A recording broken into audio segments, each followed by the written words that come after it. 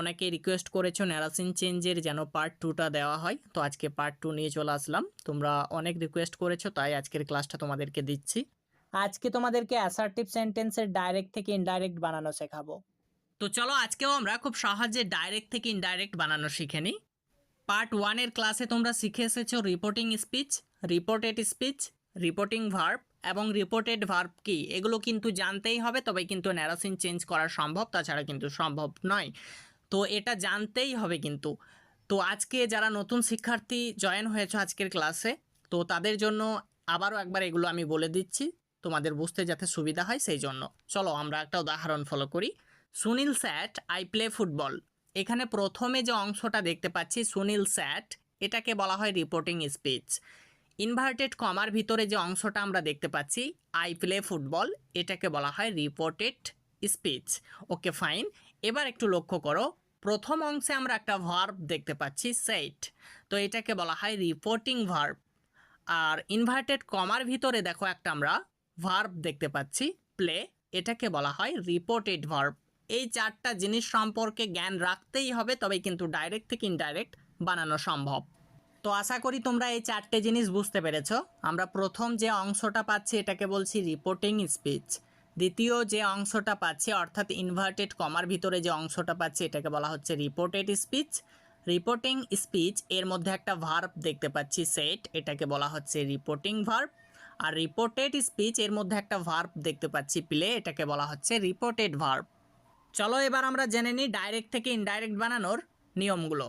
আমরা যদি reporting speech এর মধ্যে সেট দেখতে পাই, তাহলে সেই ক্ষেত্রে ইনডাইরেক্ট করার সময় আমরা রিপোর্টিং স্পিচের মধ্যে যে অংশটুকু পাবো সেইটুকুই লিখে ফেলবো। এরপর আমরা কমায় ইনভার্টেড কমা তুলে দিয়ে দ্যাট ব্যবহার করব। এরপরে আমাদেরকে সাবজেক্ট পরিবর্তন করতে হবে। তো সাবজেক্ট পরিবর্তন করার জন্য আমরা একটা সহজ ট্রিক অবলম্বন করব, সান 1 2 3, যেটা তোমরা গত ক্লাসে শিখে এসেছো। এখানে এস এ সাবজেক্ট, ওতে অবজেক্ট, এন এ নো চেঞ্জ, 1 এ ফার্স্ট পারসন, 2-তে সেকেন্ড পারসন, 3-তে থার্ড পারসন। তো এখানে সাবজেক্টগুলো কিভাবে পরিবর্তন হবে সেটা তোমাদেরকে গত ক্লাসে বলেছি, আবারও বলে দিচ্ছি। এখানে ফার্স্ট পারসন সবসময় চেঞ্জ করতে হবে রিপোর্টিং স্পিচ এর সাবজেক্টের ওপর নির্ভর করে। সেকেন্ড পারসন এটা চেঞ্জ করতে হবে সবসময় রিপোর্টিং স্পিচ এর অবজেক্টের ওপর নির্ভর করে। থার্ড পারসন এটার কোনো চেঞ্জ হবে না, এনে নো চেঞ্জ। সাবজেক্টের পরিবর্তন হয়ে গেলে এরপরে কিন্তু আমাদেরকে টেন্সের পরিবর্তন করতেই হবে। এই কথাটা ভালোভাবে তোমাদেরকে একটু মাথায় রাখতে হবে। যদি আমরা রিপোর্টিং স্পিচ এর মধ্যে রিপোর্টিং ভার্বটা সেট পাই, তাহলে সেই ক্ষেত্রে আমরা টেন্সের পরিবর্তন করবই করব।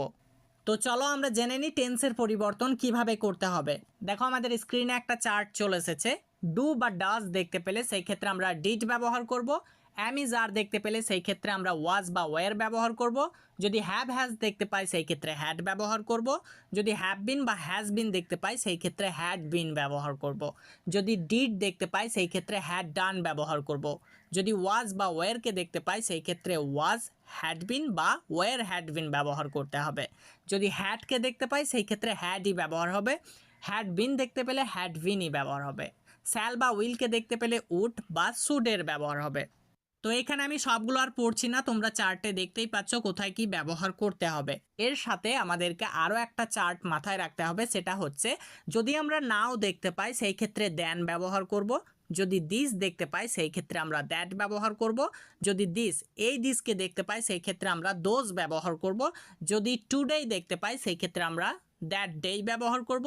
ইয়েস্টারডে এটা দেখতে পেলে আমরা দ্য প্রিভিয়াস ডে ব্যবহার করব। টুমোরো দেখতে পেলে আমরা দ্য নেক্সট ডে ব্যবহার করব। লাস্ট ডে দেখতে পেলে সেক্ষেত্রে আমরা দ্য প্রিভিয়াস ডে ব্যবহার করব। নেক্সট ডে দেখতে পেলে দ্য ফলোয়িং ডে ব্যবহার করব। হেয়ার দেখতে পেলে দেয়ার ব্যবহার করব।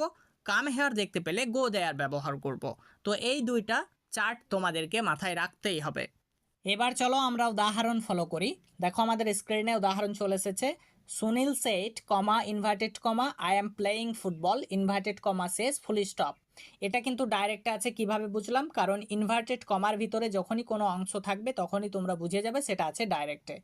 তো তো চলো এটাকে আমরা ইনডাইরেক্টে বানাই। কিভাবে বানাবো একটু আগে আমরা শিখলাম, যদি রিপোর্টিং স্পিচের মধ্যে সেইট খুঁজে পাই তাহলে সেই ক্ষেত্রে রিপোর্টিং স্পিচের মধ্যে যে অংশটা পাবো সেটাই বসিয়ে ফেলবো। তো এখানে আমরা পাচ্ছি সুনীল সেট, এটা আমরা বসিয়ে দিচ্ছি সুনীল সেট। এরপরে আমরা কমা এবং ইনভার্টেড কমা তুলে দিয়ে দ্যাট ব্যবহার করব বলেছি, তো আমরা দ্যাট বসাচ্ছি। এবার আমরা সাবজেক্ট পরিবর্তন করব সান এর নিয়ম অনুসারে। তো এখানে ফার্স্ট পারসন হচ্ছে আই, এই আইটা পরিবর্তন হবে আমরা বলেছি রিপোর্টিং স্পিচ এর সাবজেক্টের ওপর। তো রিপোর্টিং স্পিচের সাবজেক্টকে হ্যাঁ সুনীল, তো এখানে সুনীল হচ্ছে থার্ড পারসন আর আইটা হচ্ছে ফার্স্ট পারসন, তাহলে আমাদেরকে আইকে পরিবর্তন করতে হবে হিতে, তো আমরা হি বসিয়ে দিচ্ছি। এবার আমাদেরকে কিন্তু টেন্সের পরিবর্তন করতে হবে, তো তার জন্য আমরা চারটা ফলো করব। তো এখানে আমরা পেয়ে যাচ্ছি অ্যাম, তো এখানে আমরা হি পেয়েছি তাই আমরা জানি হি এর পরে ওয়াজ ব্যবহার করতে হয়, তো আমরা ওয়াজ বসিয়ে দিচ্ছি। এরপরে যেটা আছে সেটা বসিয়ে দিচ্ছি প্লেইং ফুটবল, তাহলে হয়ে যাচ্ছে Sunil shed that he was playing football. Direct থেকে ইনডাইরেক্ট বানানোর সময় কখন আমরা টেন্সের পরিবর্তন করব চলো এটা জেনে নিই। যদি কোনো রিপোর্টিং স্পিচ এর মধ্যে রিপোর্টিং ভার্বটা সেইট বা সেইট টু থাকে সেই ক্ষেত্রে আমাদেরকে টেন্সের পরিবর্তন করতেই হবে, এই কথাটা একটু ভালোভাবে মাথায় রাখবে। তো এই উদাহরণের মধ্যে কিন্তু আমরা সেইট পেয়েছি, সেই জন্য কিন্তু টেন্সের পরিবর্তন হয়েছে। তাহলে যখন রিপোর্টিং ভার্বটি পাস্টে থাকবে তখন কিন্তু আমাদেরকে টেন্সের পরিবর্তন করতে হবে, এই কথাটা যেন মাথায় থাকে। নেক্সট উদাহরণ দেখো, Rana said I have played football. এবার এটাকে আমরা ইনডাইরেক্টে বানাবো। তো রিপোর্টিং স্পিচ এর মধ্যে সেটকে দেখতে পাচ্ছি, এই জন্য আমরা রিপোর্টিং স্পিচের যেটুকু অংশ পাবো সেটা আমরা হুবহু বসিয়ে ফেলবো। তো রানা সেট আমরা বসিয়ে নিলাম। এরপরে আমাদেরকে কমা এবং ইনভার্টেড কমা তুলে দিতে হবে, নিয়ে তার পরিবর্তে দ্যাট ব্যবহার করতে হবে। তো দ্যাট বসিয়ে দিচ্ছি। এবার আমাদেরকে সাবজেক্ট পরিবর্তন করতে হবে সান এর নিয়ম অনুসারে। তো এখানে আই হচ্ছে ফার্স্ট পারসন, আই সবসময় ফলো করবে রিপোর্টিং স্পিচ এর সাবজেক্টকে। তো এখানে রিপোর্টিং স্পিচ এর সাবজেক্ট হচ্ছে রানা, রানা হচ্ছে থার্ড পারসন, এই জন্য আইটাকে পরিবর্তন করতে হবে হিতে, তো আমরা হি বসিয়ে দিচ্ছি। এবার কিন্তু টেন্সের পরিবর্তন করতে হবে। টেন্সের পরিবর্তন করার জন্য চারটা ফলো করো, যেখানে আমরা হ্যাভ হ্যাজ দেখতে পাবো সেগুলো হ্যাডে পরিবর্তন করতে হবে। তো এই হ্যাভকে আমাদেরকে হ্যাডে পরিবর্তন করতে হবে, তো হ্যাড বসিয়ে দিচ্ছি। এরপরে প্লেড ফুটবল, তাহলে হয়ে যাচ্ছে Rana said that he had played football. Next উদাহরণ দেখো, the farmer said I shall come here. এটাও আমরা খুব সহজে ইনডাইরেক্টে বানাবো। তো তোমরা আবারও একটু লক্ষ্য করো, রিপোর্টিং স্পিচ এর মধ্যে আবারও আমরা সেটকে দেখতে পাচ্ছি, তাই আমরা রিপোর্টিং স্পিচের যেটুকু অংশ দেখতে পাচ্ছি সেটা হুবহু লিখে ফেলবো। The farmer set, okay fine, comma inverted comma তুলে দেব, নিয়ে দ্যাট ব্যবহার করব, দ্যাটকেও বসিয়ে দিচ্ছি। এবার কিন্তু আমাদেরকে সাবজেক্টের পরিবর্তন করতে হবে সান এর নিয়ম অনুসারে। তো এখানে আই হচ্ছে ফার্স্ট পারসন, আই সবসময় ফলো করবে রিপোর্টিং স্পিচ এর সাবজেক্টকে। তো এখানে রিপোর্টিং স্পিচের সাবজেক্ট হচ্ছে দ্য ফার্মার, দ্য ফার্মার হচ্ছে থার্ড পারসন, এই জন্য আমাদেরকে আইকে হিতে পরিবর্তন করতে হবে, তো হি বসিয়ে ফেলছি। এবার আমাদেরকে টেন্সের পরিবর্তন করতে হবে, তার জন্য চারটা ফলো করব। তোমরা একটু লক্ষ্য করো, যেখানে আমরা স্যাল বা উইলকে দেখতে পাবো সেখানেই উড বা শুডে পরিবর্তন করতে হবে।